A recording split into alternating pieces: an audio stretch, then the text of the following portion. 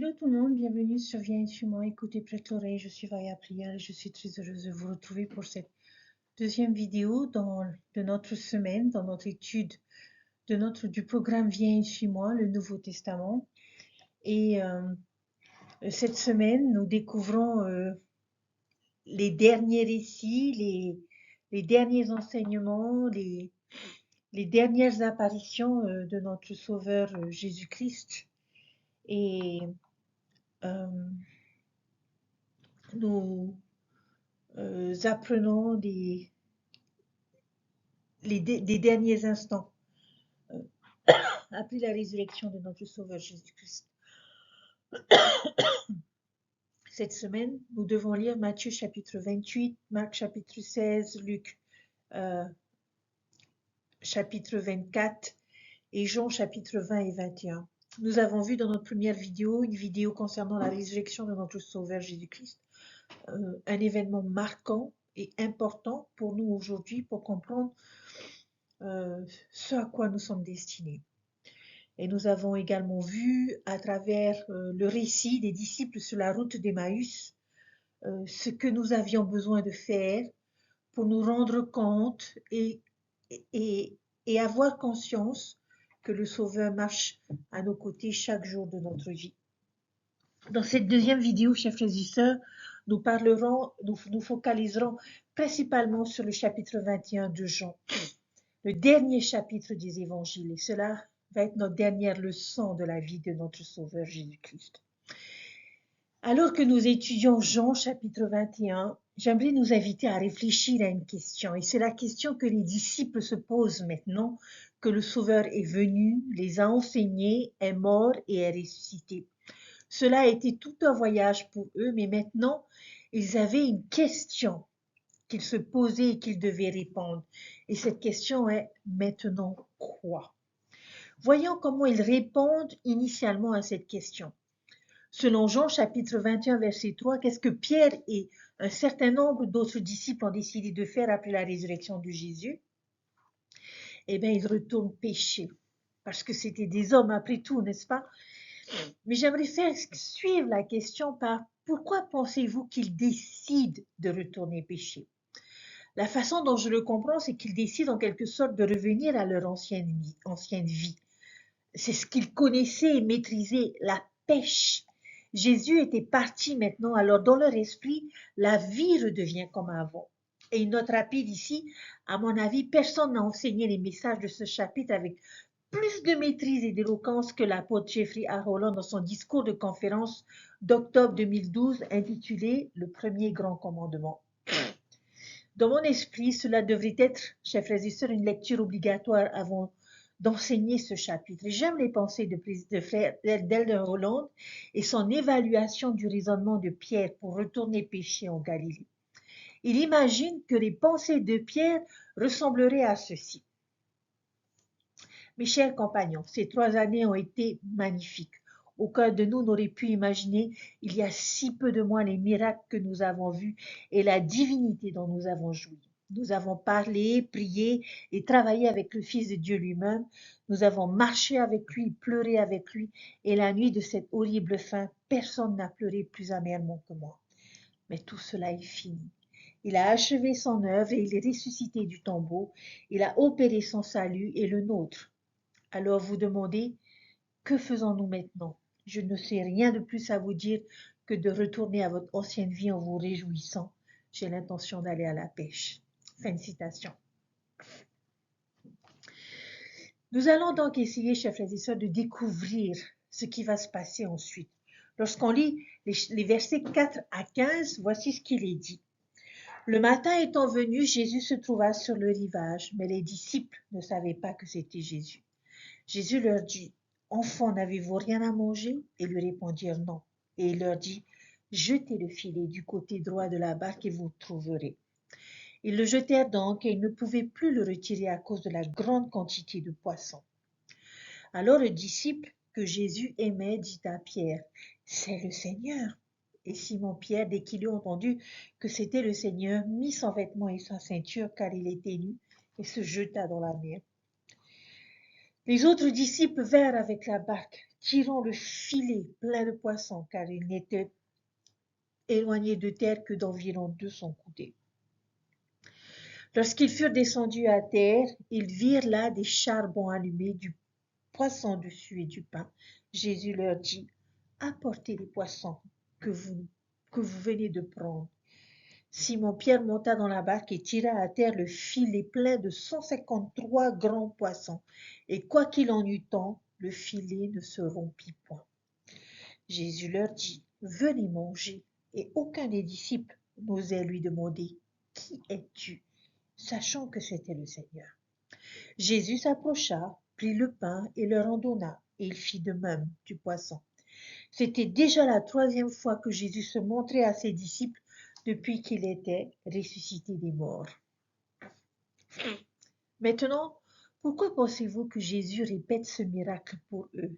Quel pourrait être le message en faisant le même miracle qu'il a fait quand il les a initialement appelés en tant qu'apôtres pour qu'ils viennent le suivre au début de son ministère? À mon avis, c'est un rappel de la conversation qu'ils ont eue cette première fois. Dans ce cas, Jésus a appelé Pierre à abandonner ses filets et à devenir un pêcheur d'hommes. Peut-être que faire subtilement allusion à quelque chose pour Pierre, comme le suggère frère Roland. Alors Pierre, pourquoi es-tu ici? Pourquoi sommes-nous de retour sur ce même rivage avec ces mêmes filets et cette même conversation? N'était-il pas évident à l'époque et n'est-il pas évident maintenant que si je veux du poisson, je peux en avoir? Fin de citation. Jésus avait besoin de Pierre pour rester un pêcheur d'hommes. De plus, peut-être que le grand nombre de poissons qu'ils avaient pêchés ce jour-là était une suggestion symbolique de la vraie prise qui les attendait. Tout comme le Seigneur l'a dit à l'époque de l'Église primitive dans Doctrine et Alliance, section 4, le champ est blanc et déjà moissonné. Cela pourrait-il suggérer aux pêcheurs Pierre, la mer est pleine et prête à être pêchée. Il est temps d'aller pêcher un autre type de poisson. Nous avons cette conversation poignante entre Pierre et Jésus dans les versets 15 à 17. Et dans cet échange, j'entends un ton aimant mais ferme dans les questions du Sauveur et un ton de plus en plus fervent mais angoissé dans celle de Pierre. Et une question à considérer au fur et à mesure que nous les lisons. À votre avis, pourquoi est-ce que Jésus pose 3 fois la même question à Pierre? Verset 15. Après qu'ils eurent mangé, Jésus dit à Simon-Pierre, « Simon, fils de Jonas, m'aimes-tu plus que nous m'aimons ceci ?» Et lui répondit, « Oui, Seigneur, tu sais que je t'aime. » Jésus lui dit, « Paie mes agneaux. » Et lui dit une seconde fois, « Simon, fils de Jonas, m'aimes-tu » Pierre lui répondit, « Oui, Seigneur, tu sais que je t'aime. » Jésus lui dit, « Paie mes brebis. » Et lui dit pour la 3e fois, « Simon, fils de Jonas, m'aimes-tu » Pierre fut attristé de ce qu'il lui avait dit pour la 3e fois, « M'aimes-tu » Et lui répondit, « Seigneur, tu sais toutes choses, tu sais que je t'aime. » Jésus lui dit, « Paie mes brebis. » Pourquoi fait-il cela? Il y a beaucoup de réponses possibles à cette question. Cela aurait-il pu être une façon de faire une profonde impression sur lui ou sur nous? Lorsque les choses se répètent, elles s'enfoncent plus profondément dans nos esprits et dans nos cœurs. Un peu comme Moroni qui répète ses visites et son message à Joseph Smith plusieurs fois concernant l'apparition du livre de Mormon. Était-ce la manière de Jésus d'attirer son attention et de l'inciter à vraiment sonder son cœur pour trouver la réponse? Si quelqu'un vous posait la question 3 fois, votre réponse pourrait être juste un petit réflexe. Bien sûr, une sorte de réponse. Mais quand on vous pose la même question une 2e et une 3e fois, vous vous arrêteriez probablement un instant et réfléchiriez à la réponse que vous voudriez donner. Jésus connaissait déjà la réponse, mais il voulait que Pierre connaisse cette réponse, la réponse à cette question. Et j'aime la suggestion que Jésus donne peut-être à Pierre, l'occasion d'exprimer sa dévotion au Christ 3 fois, par opposition à la nuit où il a nié avoir connu le Christ 3 fois. Encore une fois, bien sûr, ce ne serait pas pour l'amour de Jésus, mais pour Pierre. Et puis finalement, Pierre a raison quand il dit « Tu sais toutes choses, tu sais que je t'aime ». Le Seigneur savait que Pierre l'aimait. Ce n'est pas le début de l'interrogatoire. Il voulait que Pierre sache quelque chose. Et c'est pour montrer son amour en prenant soin de ses brebis. Il va le dire 3 fois. C'est ainsi que tu montreras ton amour pour moi, Pierre. Prends soin de mes brebis pendant mon absence. Fais-les paître, serre-les, instruis-les, dirige-les. Nous pourrions ici souligner la vérité suivante. Si nous aimons vraiment Jésus-Christ, nous prendrons soin de ses brebis. Cette histoire est vraiment bien pour l'amour de Pierre, mais rappelez-vous que nous voulons trouver une signification personnelle dans les Écritures. Et dans ce cas, je pense qu'il est très facile pour nous de s'identifier à lui. Je ne crois pas que ce soit une coïncidence si ceci, chers frères et sœurs, est le dernier chapitre des 4 évangiles. C'est une conclusion appropriée. Tout comme Pierre, nous aussi avons fait un voyage avec le Sauveur ces 6 derniers mois en étudiant sa vie. Nous avons navigué avec lui sur la mer de Galilée. Nous nous sommes assis à ses pieds alors qu'il enseignait le sermon sur la montagne. Nous l'avons vu guérir des malades, faire marcher les boiteux et même ressusciter les morts. Nous l'avons vu montrer de l'amour et de l'intérêt pour tout type de personnes, des petits-enfants aux adultères, aux lépreux jusqu'aux centurions romains. Et plus important encore, nous avons vu de loin son sang couler de chaque porte du jardin de Gethsémani, les clous enfoncés dans ses mains et ses pieds sur le Golgotha, et le glorieux triomphe de la résurrection au tombeau du jardin. Maintenant, plus que jamais, nous devons nous mettre dans les sandales, les chaussures de Pierre et nous demander, allons-nous retourner à nos vies antérieures comme si de rien n'était? Allons-nous conclure notre étude du Nouveau Testament par eh ben, c'était bien, et retourner pécher ou continuer à être les mêmes personnes que nous avons toujours été? Les questions que Jésus pose à Pierre sont destinées à être prises en compte par chacun d'entre nous. Et je nous invite à avoir cette conversation sacrée avec le Sauveur. Je vous invite à vous imaginer en face de lui, à côté du doux clapotis des eaux de la mer de Galilée, et l'entendre vous demander, m'aimes-tu 3 fois? Et vous seul pouvez répondre à cette question. Mais j'espère que nous pourrons tous répondre par l'affirmative et le regarder dans les yeux aimants du Sauveur et écouter ses douces instructions. Paix mes brebis. C'est la réponse à notre grande question. Et maintenant quoi? Les évangiles sont destinés à nous changer et à faire de nous de meilleurs fils et filles de Dieu. Alors si nous aimons le Sauveur, sortons paître ses brebis. Et cela ressemble à quoi? Que signifie paître les brebis du Christ? Comment quelqu'un en 2023 peut-il sortir et s'acquitter de cette charge? Encore une fois, je ne pourrais me tourner vers les paroles de Elder Holland pour obtenir de l'aide. Il a dit ceci: nous avons donc des voisins à bénir, des enfants à protéger, des pauvres à élever et des vérités à défendre. Nous avons des torts à réparer, des vérités à partager, du bien à faire. En bref, nous avons une vraie vie de disciples dévoués à démontrer en montrant notre amour du Seigneur. Nous ne pouvons pas abandonner, nous ne pouvons pas revenir en arrière. Après une rencontre avec le Fils vivant du Dieu, plus rien ne sera comme avant. La crucifixion, l'expiation et la résurrection de Jésus-Christ marquent le début d'une vie chrétienne, pas sa fin. Fin de citation. C'est donc ce que nous devons faire. Nous devons sortir et nourrir nos frères et sœurs et vivre différemment, parler différemment, penser différemment, être différents. Pour enfoncer cette vérité plus profondément dans nos cœurs, voici quelques questions que nous pourrions méditer. Notre étude de la vie de Jésus-Christ nous a-t-elle changé? Si oui, en quoi que ce soit? Comment? Quels sont les filets de poissons que nous devons peut-être laisser derrière nous pour suivre le Sauveur? Et comment pouvons-nous mieux paître ces brebis? Le Sauveur Jésus-Christ a fait preuve de patience et d'amour pour toutes les personnes qui sont venues à lui chercher de l'aide pour leurs maladies physiques, émotionnelles et spirituelles et qui se sentaient découragées et opprimées.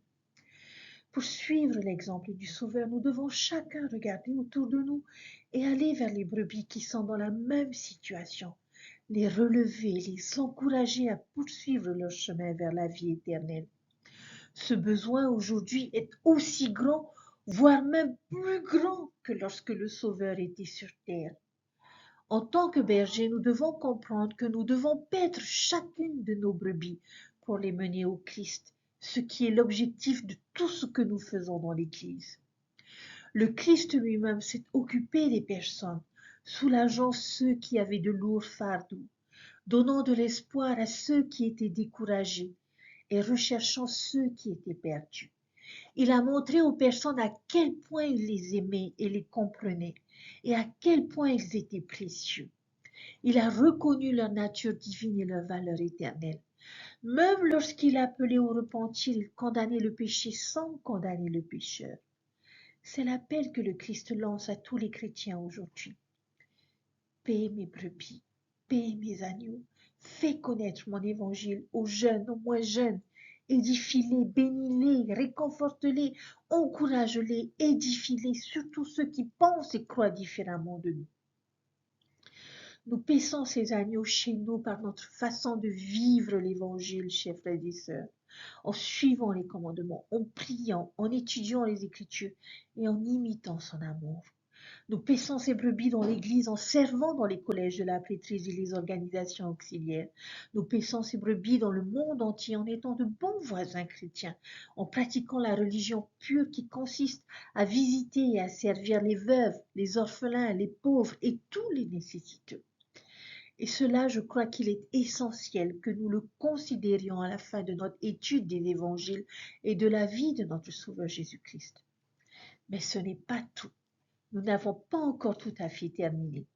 Le chapitre ne s'arrête pas là. Il y a quelques réflexions supplémentaires que nous devons considérer à notre question « Maintenant quoi ?» avant de conclure. Jésus continue sa conversation avec Pierre.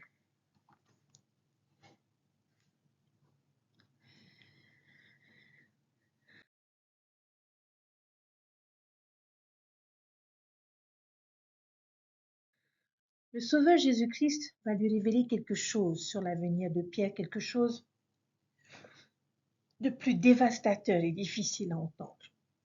Et je suis sûre que Pierre se souvient que la dernière fois que Jésus a fait une prophétie sur son avenir, concernant ces 3 reniements, cela s'est réalisé. Alors cette fois, Pierre n'a aucun doute que cela va se réaliser. Pouvez-vous comprendre ce que le Christ veut dire par ces versets dans Jean chapitre 21, verset 18? Qu'est-ce qu'il dit qu'il va arriver à Pierre?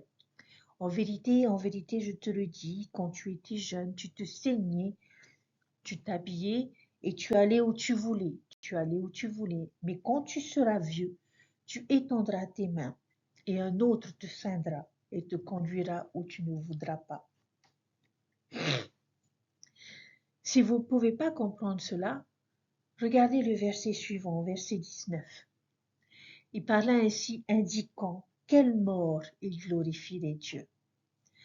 Alors il dit quelque chose à Pierre sur la façon dont il va mourir et lui révèle que son voyage de disciple le mènera éventuellement à un endroit où il étendra ses mains et quelqu'un d'autre le ceindra ou le pendrait là et le porterait à un endroit où il ne veut pas aller. Comment est-ce que Pierre va mourir? Lui aussi sera crucifié, chers frères et sœurs.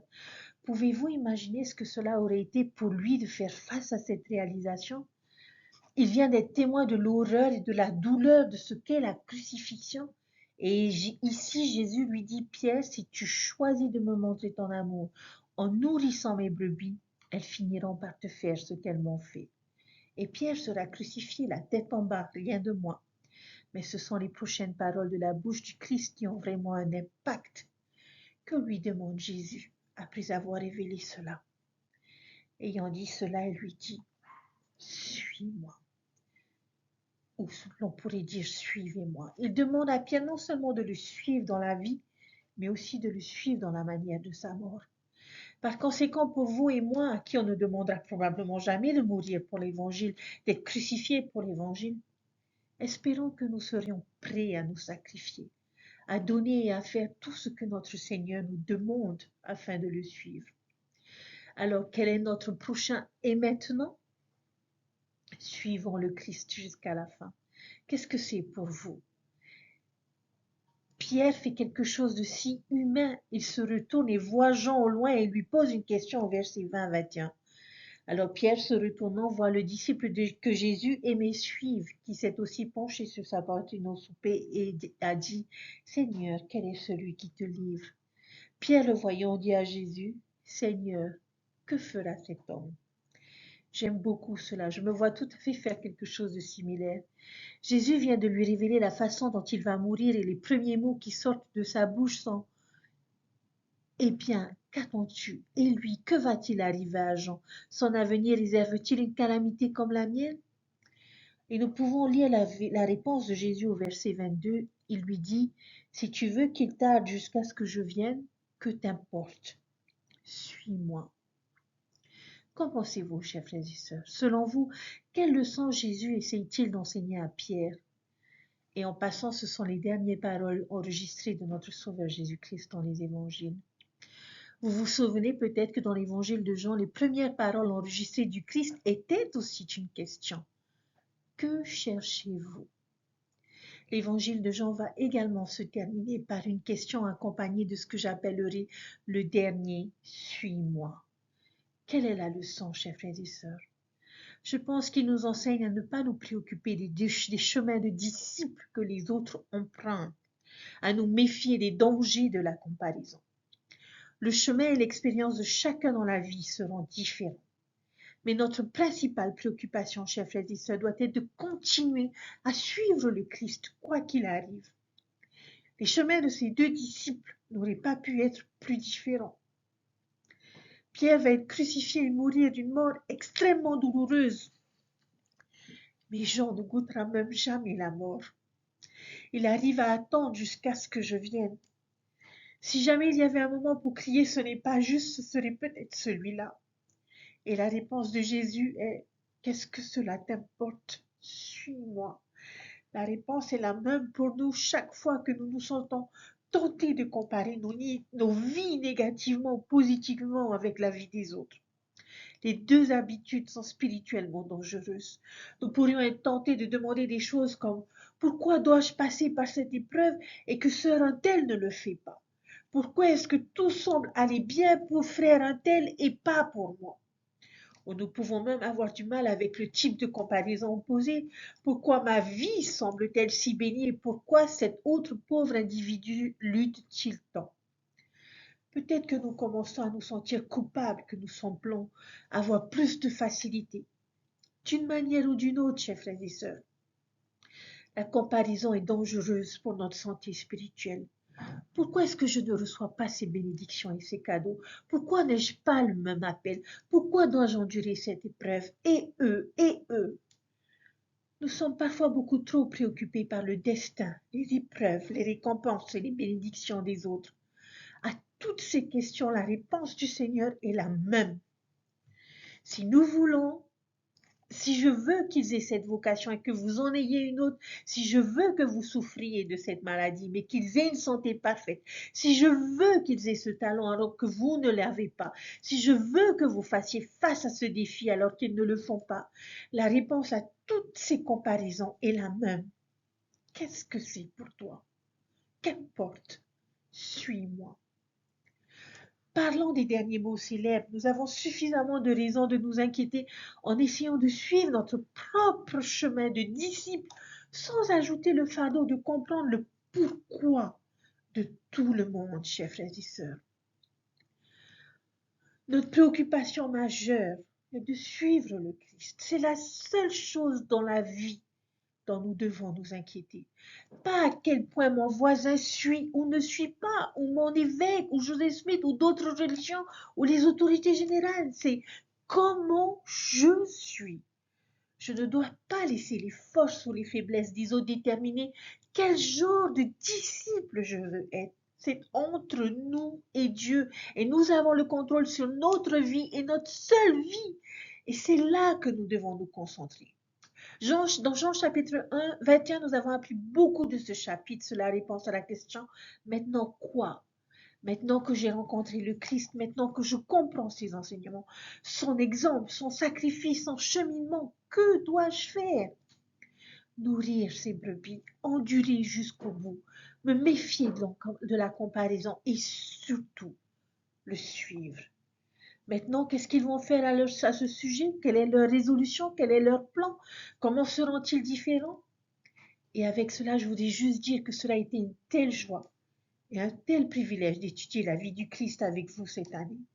C'est vraiment l'une de mes parties préférées des Écritures à enseigner.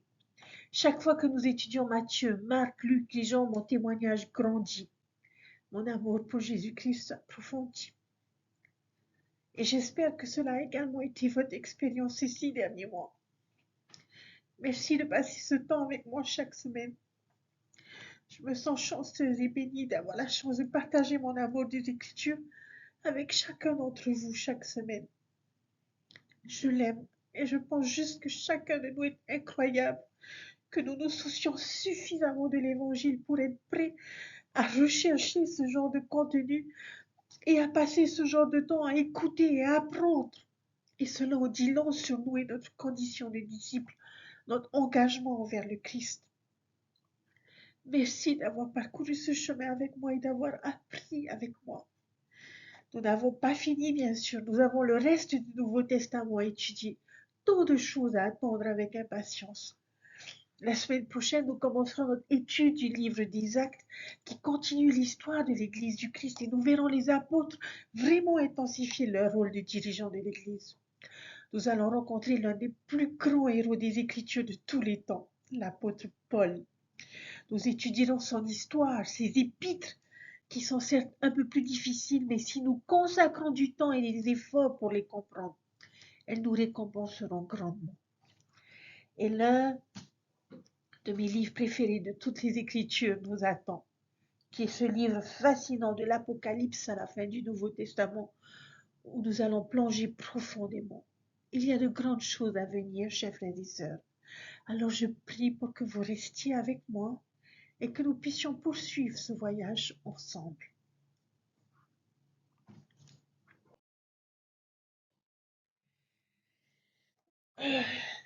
C'est ainsi, chers frères et sœurs, que je voudrais conclure cette semaine.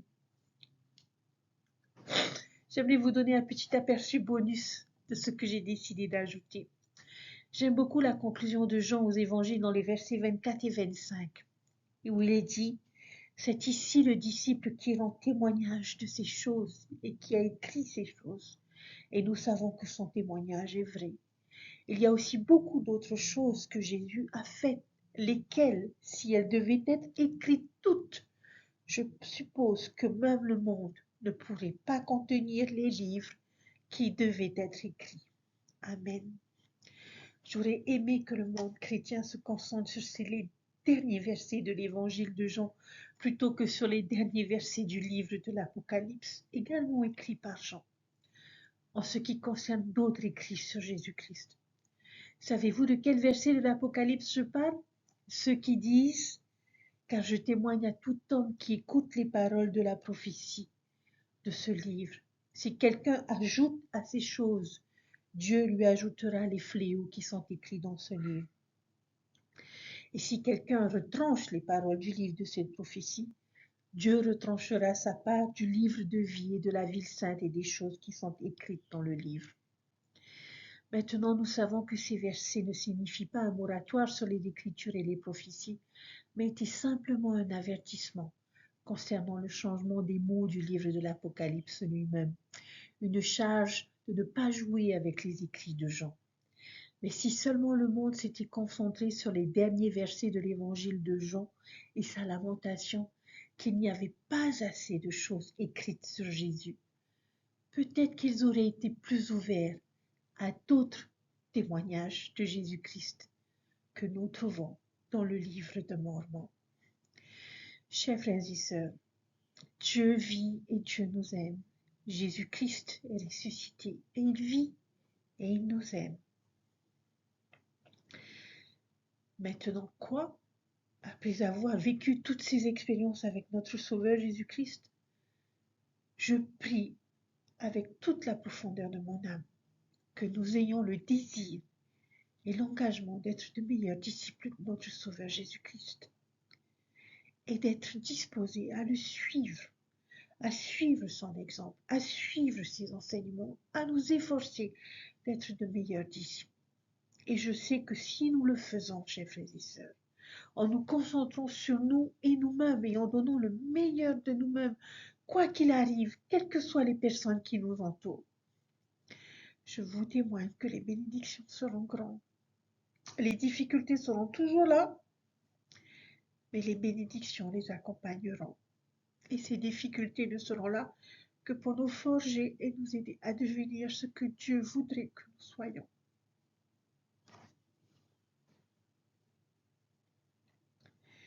Je suis profondément reconnaissant pour les Écritures